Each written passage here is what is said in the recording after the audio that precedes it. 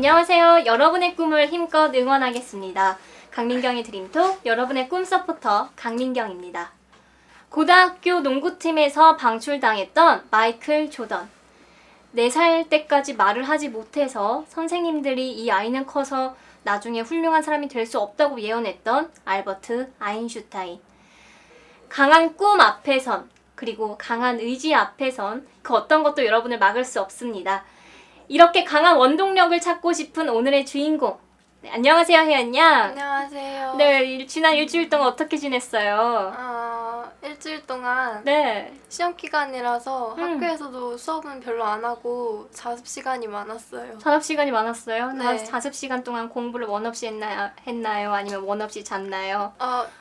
많이 하기도 하고 많이 하기도 하고 공부를 네. 많이 하기도 하고 잠은 조금만 잤습니다. 잠은 조금 맞았습니다. 네. 정직한데요. 혜연 학생이 미리 보내준 그런 질문을 제가 이메일로 한번 전달해 봤어요. 그랬더니 A4 용지 3장 분량의 엄청 그 장황한 정성이 가득 담긴 편지를 혜연 학생한테 보내왔어요. 진짜 감동이에요. 감동이죠. 네. 그래서 제가 이 친구의 뜻이 100% 잘 전달될 수 있을지는 조금 걱정이 되지만 제가 어떻게 한 글자 한 글자 열심히 혜연 학생한테 읽어드려도 될지 네, 당연히 되죠. 당연히 되죠. 네. 제가 한번 읽어드릴게요. 네. 먼저 읽겠습니다. 네. 네, 박혜연 학생 안녕하세요. 반갑습니다. 일단 가장 먼저 박혜연 학생과 직접 만나 좋은 얘기를 들려주고 싶지만 제가 시간을 내기가 수월치 않아 이렇게 글로써 답변을 드리는 것이 너무 미안합니다.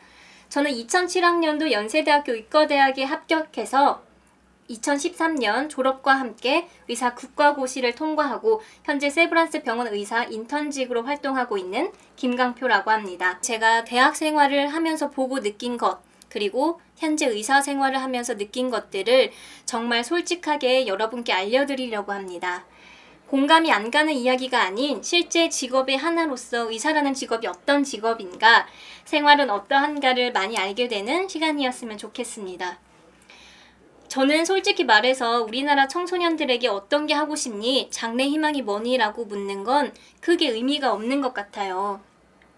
학생들에게 직업을 경험해 볼 만한 어떠한 기회도 주지 않으면서 장래 희망이 없는 학생은 꿈이 없는 학생으로 몰아가는 경우가 있는데 박혜연 학생처럼 방황하는 것이 지극히 정상적인 우리나라 고등학생의 모습이라고 저는 생각합니다. 의사가 되기로 결심한 동기가 있다면 알려주셨으면 좋겠어요. 제가 의대에 가게 된 동기는 단지 제 친한 친구보다 못하는 게 싫어서, 그리고 제 성적으로 학교를 낮춰가기 싫어서 그 이유뿐이었습니다. 입학 당시에는 훌륭한 의사가 되어야겠다라는 그런 생각도 별로 없었어요. IMF 이후로 의대에 입학하는 많은 학생들이 공대 가기 아까운 성적, 안정적인 직업, 이런 이유로 의대에 많이 진학했을 겁니다.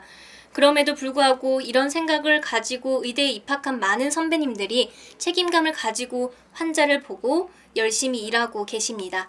그것도 최저임금도 되지 않는 시급을 받으면서 말이죠. 하고 싶은 말은 의사가 되고 싶은 동기가 없다고 해서 의사가 되지 말라는 법은 없습니다. 오히려 의사가 되고 나면 내가 환자를 열심히 보고 생명을 살려야겠다는 동기가 생기게 됩니다. 의사 말고 다른 직업을 알아보게 되더라도 내가 꼭 그 직업을 해야겠다는 동기를 찾아야겠다는 그런 부담감은 갖지 않았으면 좋겠습니다. 시대의 흐름에 따라 직업을 선택하는 것 또한 저는 전혀 부끄럽지 않은 일이라고 생각합니다. 의사가 되려면 어떤 과정을 밟아야 하는지 궁금해요. 네, 이제는 의대에서 의사가 되기 위해 배우는 내용들에 대해 써보도록 하겠습니다. 의대에서 배우는 내용은 일단 기본적으로 사람의 생명과 관련된 질병과 생리적인 내용을 위주로 배우게 됩니다. 의사라면 이 정도는 알아야 한다 정도의 내용까지 배우게 되는데 그 내용에 대해서 설명드리기는 너무 어렵고 예를 하나 들어서 설명드리겠습니다. 제가 어느 정형외과에서 일하고 있는 의사라고 생각합시다. 어떤 젊은 학생이 밤에는 괜찮은데 아침에 잠에서 깨면 허리가 찌부둥하고 허리가 굳은 것 같은 느낌이 들어서 병원에 왔습니다. 근데 낮에 활동을 하면 또 금방 괜찮아진다네요. 의사가 아닌 사람들이 보기에는 이해가 되지 않는 증상입니다. 응? 보통 허리가 아프고 관절이 아프고 그런 증상들은 할머니, 할아버지한테나 나타나고 게다가 운동을 하면 좋아진다고 합니다. 너무 황당한 거죠. 그러나 의사들은 이 질병이 류마티스 내과 선생님께 가야 한다는 것을 알고 있습니다. 그러나 저는 이 질병을 어떻게 치료해야 되는지에 대해서는 잘 알지 못합니다. 왜냐? 저는 류마티스 내과 전문의가 아니기 때문이죠. 류마티스 내과 선생님들이나 교수님들은 이 질병이 왜 생기는지, 어떤 것이 최신 치료법인지에 대해 알고 있습니다. 환자는 왜 허리가 아픈지 모르니까 정형외과를 찾아갈 가능성이 매우 높습니다. 그렇다면 정형외과 의사가 할 일은 이 환자가 류마티스 내과에 가야 제대로 치료를 받을 수 있다는 것을 판단해내는 일입니다. 대학 가서 어떤 공부를 하는지 또 해부 같은 거 할 텐데 느낌이 어떤지. 가장 궁금해하는 것이 아마 사람을 해부하는 것에 대한 내용일 것 같아요. 그쵸? 저도 해부 실습실에 처음 들어간 날을 잊을 수 없습니다. 그 어떤 사람이라도 그곳에 처음 들어가는 건 긴장되고 무섭고 떨리는 일일 거예요. 첫날 해부 실습 때 위에 누워있는 할머니의 눈이 그렇게 무서울 수가 없었습니다. 그런데 저는 우리나라 의대 역사상 해부 때문에 의대를 졸업하지 못했다는 얘기는 들어보지 못했습니다. 의대에 들어오는 학생은 그런 걸 무서워하지 않는 사람들만 들어왔다고 생각하시나요? 피 보는 걸 두려워하지 않는 사람만 들어왔을까요? 절대 그렇지 않습니다.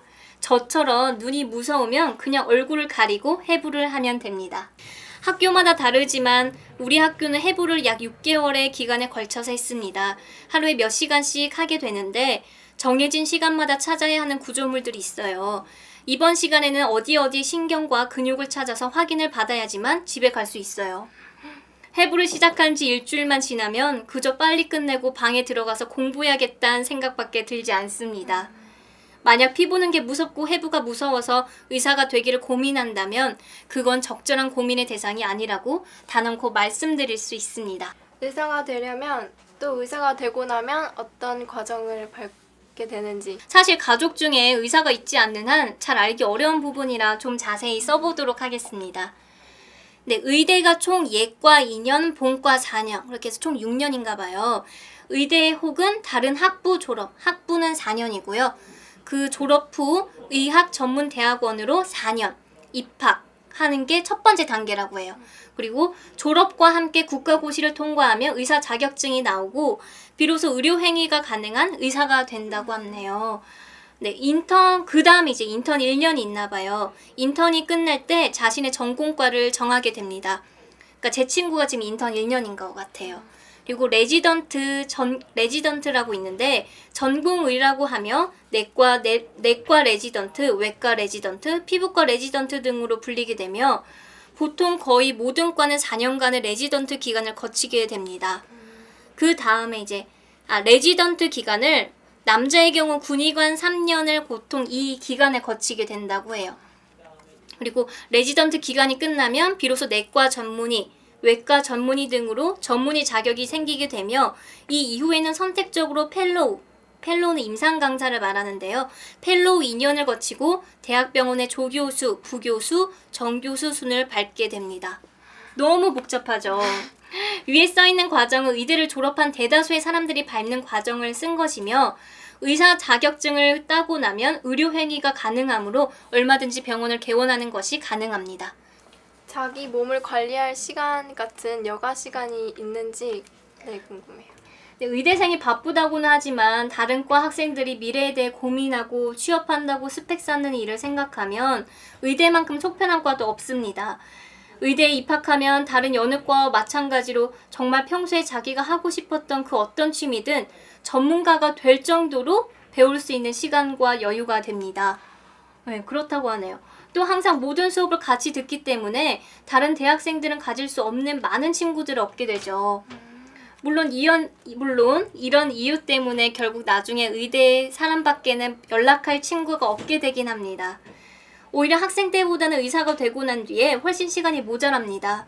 제가 현재 일하는 스케줄을 말씀드리면 오전 6시부터 오후 6시까지 근무, 오후 6시부터 2길 오전 6시까지 격일로 당직을 섭니다. 저는 편한 일정을 돌고 있는 편이에요. 이틀에 한 번은 12시간을 마음 놓고 쉴 수 있잖아요. 의사에게 법정 최대 근로시간 따위 없습니다. 아픈 사람이 많이 없기를 바라보지만 새벽에도 그리고 연휴에도 환자는 있습니다. 네, 지금까지의 대답이 충분한 답변이 되었는지 모르겠습니다. 박혜연 학생이 미래에 대해 걱정하고 있는 것만으로도 나중에 좀 더 의미 있는 직업을 선택하는 데에 큰 도움이 될 것이라 생각해요. 남은 고등학교 학창시절 즐겁게 보내시길 바랍니다. 네, 지금까지가 제 친구 강표가 보낸 편지였는데요. 혜연 학생 어떻게 들었어요? 이거 진짜 감동이에요. 그래요? 혜연 학생 내 눈가가 진짜 촉촉해졌어요.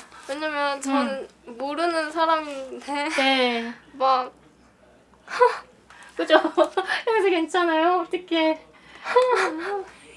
어떡하지? 그렇게 감동이었어요? 강표야 너 한 건 했다 야. 어떡해요 진짜? 이거 어떡해. 이렇게 감동받을 줄 몰랐는데. 강표야 너가 정말 야, 고맙다 야. 고마워 친구야. 어떡해. 진짜. 그래서 어떻게 의사에 대해서 좀 더 구체적으로 알 수 있었고 좀 다른 면도 알 수 있었고 그런 좋은 계기가 되었어요? 네. 음. 너무 자기가 열심히 하는 게 느껴지고 보람 느끼는 게 존경스러워. 아 진짜요? 아, 네 혜연 학생이 계속 오니까 제가 서둘러 오늘 이 시간에 맞춰야 될 것 같은데 그런데 의사를 꿈꿔온 여러분이나 의사에 관심이 많았던 많은 여러분들에게 오늘 이 시간이 혜연 학생에게만큼 조금이라도 예, 도움이 되었으면 저와 제 친구 강표가 정말 참 좋을 것 같습니다. 그럼 우리 혜연 학생 분위기를 바꿔서 네. 우리 다음 시간 어떻게 꾸며보는 게 좋을까요? 다음 시간에는 언니의 이야기를 들어보겠어요. 어떤 언니요? 강민경 언니요. 저요? 네. 지금 이렇게 울면서 내 이야기 듣겠다고요? 언니도 네. 많은 일이 있었다고 들었어요. 네, 많은 일이 있었죠. 그래서 그런 것도 들어보고 싶고 또 이거 보시는 분들도 언니가 어떤 사람인지 알면 더 좋을 것 같아서. 네, 그럼 오늘 이 시간 맞춰보도록 할게요. 혜연 학생이랑 그리고 여러분들에게 소개시켜주고 싶은 구절이 하나 있는데 진정으로 원한다면 불가능을 가능으로 바꾸는 것은 어렵지 않다고 합니다. 그리고 자신이 인정하지 않는 한 불가능이란 없다고 합니다. 여러분의 꿈이 튼튼해지는 그날까지 강민경의 드림톡은 여러분을 응원하겠습니다. 우리 혜연 학생 같이 인사할까요? 네, 여러분